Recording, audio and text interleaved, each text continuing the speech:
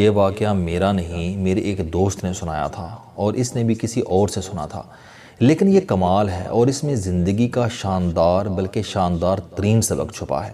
سنانے والے نے سنایا کہ میں پڑھائی کے بعد لندن سے واپس آیا، سارا دن گھر پر پڑا رہتا تھا۔ ایک دن میری والدہ نے مجھ سے کہا کہ دوڑ کر جاؤ اور ہمسایوں سے تھوڑا سا نمک مانگ کر لے آؤ۔ میں نے حیرت سے ماں کی طرف دیکھا اور کہا، امی جی آپ کل ہی نمک لے کر آئی ہیں، وہ کہاں گیا؟ اور دوسرا، اللہ کا ہم پر بڑا احسان، بڑا کرم ہے، ہم ہمسایوں سے نمک کیوں مانگ رہے ہیں؟ میری ماں نے ہنس کر کہا کہ تم پہلے نمک لے کر آؤ، میں تمہیں پھر بتاؤں گی۔ میں برا سا منہ بنا کر چلا گیا۔ ہمارا ہمسایہ بہت غریب تھا، اس کا دروازہ تک ٹوٹا ہوا تھا۔ میں نے اس کی کنڈی بجائی، خاتون خانہ باہر آئی۔ میں نے اسے سلام کیا اور بتایا کہ میں آپ کے ہمسائے خواجہ صاحب کا بیٹا ہوں، لندن سے آیا ہوں، میری والدہ کو تھوڑا سا نمک چاہیے، اگر ہو سکے تو آپ دے دیجئے۔ خاتون کے چہرے پر مسکراہٹ آ گئی، وہ اندر گئیں، چھوٹی سی کٹوری میں تھوڑا سا نمک ڈال کر لے آئیں اور مسکرا کر بولی کہ بیٹا امی کو میرا سلام کہنا اور پھر کہنا کہ آپ کو اگر مزید کسی چیز کی ضرورت ہو تو آپ منگوا لیجئے گا، میرے پاس آج فریش بھنڈیاں بھی ہیں۔ میں نے اس کا شکریہ ادا کیا اور نمک لے کر آ گیا۔ میں والدہ سے بہت ناراض تھا، مجھے نمک مانگتے ہوئے بڑی شرم آئی تھی۔ میری والدہ نے مجھے دیکھ کر کہکا لگایا اور میرے سر پر ہاتھ پھیر کر بولی، بیٹا یہ لوگ غریب ہیں، یہ روز مجھ سے کھانے کی کوئی نہ کوئی چیز مانگتے ہیں۔ ان کے بچے شروع میں جب ہماری بیل بجاتے تھے تو مجھے ان کی آنکھوں میں شرمندگی اور بے عزتی محسوس ہوتی تھی۔ میں نے انہیں شرمندگی سے نکالنے کے لیے یہ طریقہ ایجاد کیا ہے، میں ہر دوسرے دن ان سے کوئی نہ کوئی چیز مانگتی رہتی ہوں۔ کبھی نمک مانگ لیتی ہوں، کبھی مرچ کے لیے کسی کو بھجوا دیتی ہوں اور کبھی دوپٹہ، چادر یا بالٹی مانگ لیتی ہوں۔ میرے مانگنے کی وجہ سے یہ کمفرٹیبل ہو جاتے ہیں اور ان کو جو بھی چیز چاہیے ہوتی ہے یہ ہم سے بے دھڑک لے لیتے ہیں۔ یہ سن کر میری آنکھوں میں آنسو آ گئے۔ میں نے اپنی ماں کا ہاتھ تھاما اور دیر تک چومتا رہا۔ میری ماں نے اس کے بعد مجھے زندگی کا شاندار ترین سبق دیا۔ انہوں نے فرمایا کہ بیٹا اپنے غریب ہمسایوں، رشتہ داروں اور دوستوں سے چھوٹی چھوٹی چیزیں مانگتے رہا کرو، اس سے ان کی انا بھی تکڑی رہتی ہے اور ہمارا بھی ان سے تعلق قائم رہتا ہے۔ میں نے ایک بار پھر اپنی ماں کا ہاتھ چوم لیا۔ میری والدہ نے شام کو میرے ذریعے اس ہمسائے کے گھر سالن بھی بھجوا دیا۔ میں گوشت کا ڈونگا لے کر گیا اور ان سے تھوڑی سی بھنڈیاں مانگ کر لے آیا۔ اس رات مجھے طویل عرصے بعد لمبی اور پرسکون نیند آئی۔ یہ کیا شاندار واقعہ اور بے مثال سبق ہے۔ میں نے جب یہ سنا تو میرے سامنے بھی درجنوں واقعات کھل گئے۔ میرے والد بھی اپنے دوستوں سے تمباکو اور حقے کے لیے گڑ منگوایا کرتے تھے۔ یہ سلسلہ اس وقت بھی جاری رہا جب ان کا حقہ عملاً بند ہو چکا تھا۔ ہمارے گھر میں 10-15 کلو تمباکو ہر وقت رہتا تھا، مگر وہ اس کے باوجود مزید منگواتے رہتے تھے۔ میں نے ایک دن ان سے اس عجیب و غریب شوق کے بارے میں پوچھا تو انہوں نے ہنس کر جواب دیا، میرے دوست بوڑھے ہو چکے ہیں، یہ اکیلے بھی ہیں اور یہ زندگی کی دوڑ میں پیچھے بھی رہ گئے ہیں، مجھے تمباکو پہنچانا ان کی زندگی کی واحد ایکٹیویٹی ہے۔ میں انہیں فون کر کے فرمائش کرتا ہوں، یہ بھی خوش ہو جاتے ہیں، یہ اس بہانے اسلام آباد آتے ہیں، میں انہیں ڈاکٹروں کو بھی دکھا دیتا ہوں، 2-3 دن ان کی خدمت کرتا ہوں، واپسی پر انہیں جوتے اور کپڑے بھی لے کر دیتا ہوں اور ہم 1-2 دن ہنس کھیل بھی لیتے ہیں۔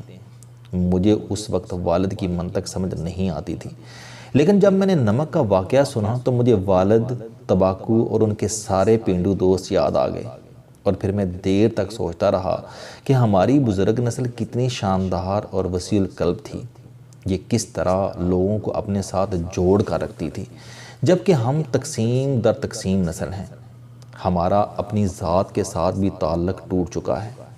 لاہور میں میرے ایک دوست رہتے تھے، اللہ تعالیٰ انہیں جوار رحمت میں جگہ دے۔ میں جب بھی ان سے ملنے جاتا وہ کسی نہ کسی ریسٹوران میں دعوت کرتے تھے، 10-15-20 لوگوں کو انوائٹ کرتے تھے اور آخر میں بل ہمیشہ اپنے کسی نہ کسی غریب دوست سے دلواتے تھے۔ مجھے ان کی یہ حرکت بہت بری لگتی تھی، میں سوچتا تھا کہ یہ کیا چول حرکت ہے۔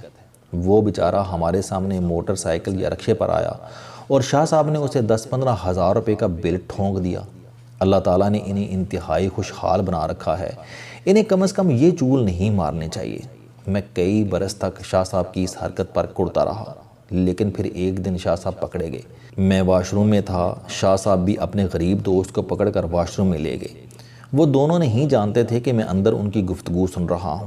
شاہ صاحب نے اپنے غریب دوست کی ٹھوڑی کو ہاتھ لگایا اور اس سے کہا، یار حماد، باہر میرے دوست ہیں، یہ مجھے بل نہیں دینے دیں گے، تم یہ پیسے رکھو اور جب ویٹر بل لائے تو تم بل پکڑ کر زبردستی ادا کر دینا۔ اگر میرے دوست ضد کریں گے تو میں ان سے کہوں گا کہ یہ دعوت حماد کی طرف سے تھی، لہٰذا بل یہی دے گا، پلیز میرا پردہ رکھنا۔ حماد نے آہستہ آواز میں سرگوشی کی، شاہ جی آپ پیسے رہنے دیں، بل میں دے دوں گا۔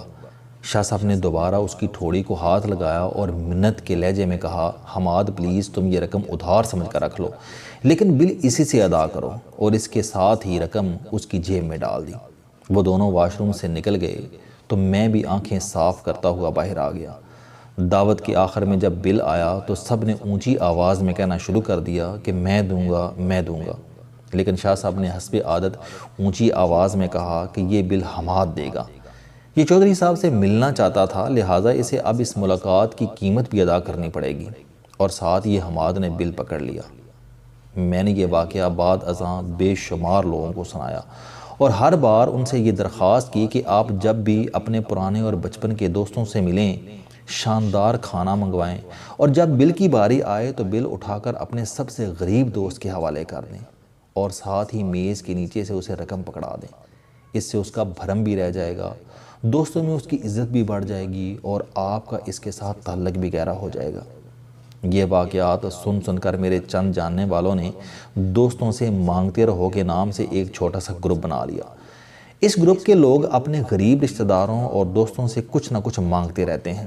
یہ کسی سے گنے منگوا لیتے ہیں، کسی سے گڑ، کسی سے مکھن، کسی سے پنیر، کسی سے دیسی انڈے، کسی سے ساگ اور کسی سے آٹا۔ یہ حرکت بظاہر بڑی چیپ محسوس ہوتی ہے، لیکن آپ یقین کریں ان کی اس چیپ حرکت سے ان کے اپنے پرانے دوستوں اور رشتہ داروں کے ساتھ تعلق بہت آئیڈیل ہے۔ یہ لوگ دوستوں سے دال، ساگ اور گڑ مانگتے ہیں، اور دوست جواب میں ان سے دوائیاں، بچوں کی فیسیں اور بیٹیوں کا جہیز مانگ لیتے ہیں، اور یہ لوگ دوستوں کو مہینے 2 مہینے بعد کپڑے، جوتے، سویٹر اور رضائیاں بھی بھجواتے رہتے ہیں۔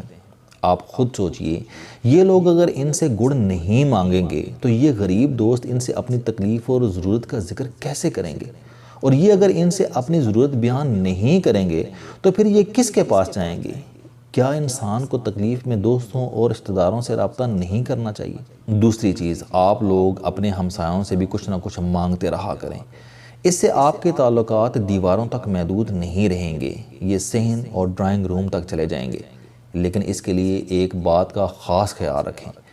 پنجاب کی پرانی روایت تھی کہ ہماری دادیاں اور نانیاں دوسروں کا برتن خالی واپس نہیں بھجواتی تھیں۔ اگر ایک گھر سے سالن آتا تھا تو واپسی پر اس برتن میں حلوہ یا میوہ جاتا تھا۔ آپ بھی ہمسایوں سے مانگیں اور واپسی پر اس برتن میں زیادہ بڑی اور شاندار چیزیں بھجوائیں۔ اس سے آپ کے تعلقات میں بھی اضافہ ہوگا اور اجنبیت کی دیواریں بھی گر جائیں گی۔ آخری بات، آپ کو جب بھی کوئی شخص کھانے کی چیز بھجوائے تو لوگوں کے درمیان اس کی جی بھر کر تعریف کریں۔ یہ یاد رکھیں کہ ہم انسانوں کی فطرت ہے، ہم ہمیشہ دوسروں سے کھانے کی چیز کی تعریف چاہتے ہیں۔ آپ ذرا یاد کریں، لوگوں نے جب بھی آپ کے کھانے کی تعریف کی تھی تو آپ کو کیسا لگا تھا؟ آپ کو اگر اچھا لگا تھا تو آپ بھی یہ کر کے دیکھیں، دوسروں کو بھی بہت اچھا لگے گا۔ اور یہ بھی یاد رکھیں کہ ہم سماجی جانور ہیں، ہم دوسروں سے کٹ کر نہیں رہ سکتے۔ ہماری ساری خوشیاں دوسروں کے دلوں سے نکلتی ہیں، لہٰذا لوگوں سے رابطے میں رہا کریں، خوش رہیں گے، ورنہ اپنی ہی ذات میں قید تنہائی کا شکار ہو کر گھٹ گھٹ کر فوت ہو جائیں گے۔ السلام علیکم دوستو، علم دوستی چینل بنانے کا مقصد موٹیویشنل اور زندگی بدل دینے والی کہانیاں آپ تک پہنچانا ہے۔ مجھے خوشی ہے کہ آپ احباب کو یہ ویڈیوز بہت پسند آ رہی ہیں۔ کوئی بھی شخص جو مایوسیوں میں گھرا ہو یا کوئی بھی شخص جو اپنی زندگی مثبت انداز سے گزارنا چاہتا ہے، اس کے لیے یہ چینل لائف چینجنگ ثابت ہوگا۔ میرا دعویٰ ہے کہ کوئی بھی شخص اگر اس چینل کی ویڈیوز دیکھ اور سن لے گا تو اس کی زندگی بدل جائے گی۔ اگر آپ کو یہ چینل پسند آئے تو اسے سبسکرائب کرنا نہ بھولیں۔ تاکہ ہر نئی آنے والی ویڈیو آپ تک پہنچ سکے۔ اس ویڈیو کو دوسروں تک ضرور پہنچائیں کیونکہ یہ صدقہ جاریہ ہے۔